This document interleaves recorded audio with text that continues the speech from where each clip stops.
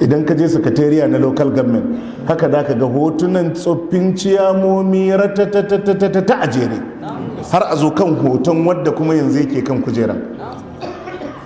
Haka idan ka tafi gidan gwamnati hotunan gwamnonin nan ga sunan a jere har a zo kan wadda yake kai.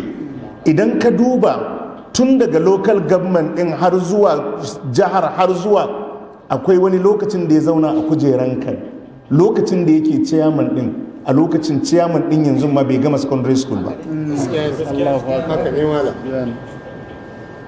To kaga wannan da yanzu ake sa hoton san, wallahi nan gaba sai an samu hoto sama da 40 a bayan nashi duka kuma sun wuce. To yanzu wanda yake da wannan lissafin ya tsaya akan kujerar mulki yana fantamawa? Ai dama ce a zo karanta tarihin waɗannan gwamnoni duka, al'ummar ka su yadda ba wadda ya musu hidima irinka, to ka mori kujerar. Amma wannan ƙarya da 'yan social media suke muku, ba a taɓa samun ciyaman ko gwamna ko shugaban ƙasa irinku ba, yaudara ce.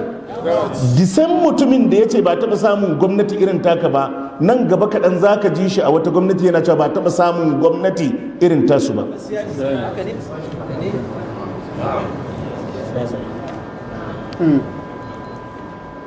Ka yi ƙoƙari cikin waɗanda suka mulki ƙaramar hukumar, in an zo tarihi a ce kai ne zakaran gwajin dafi tun da ake hawa ba a ga wadda ya hau ya taimaki al'ummarsa irinka ba, to ka ci jarrabawarka.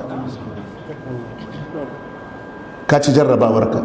Amma ka hau kujerar mulki kana ciyaman ko kana gwamna ko kana kaza, a dinga kirga manyan gidaje da manyan motocin da an san kafin ka hau baka da su, ai ka ji kunya.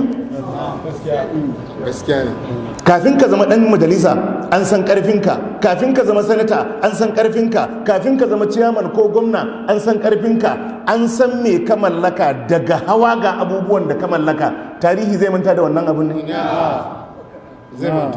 Ko gidanka aka zo wuce za a ce lokacin da ya zama gwamna ne ya yi wannan gidan, ko lokacin da ya zama ciyaman ne ya yi wannan gidan. Haka ne ko ba haka ba?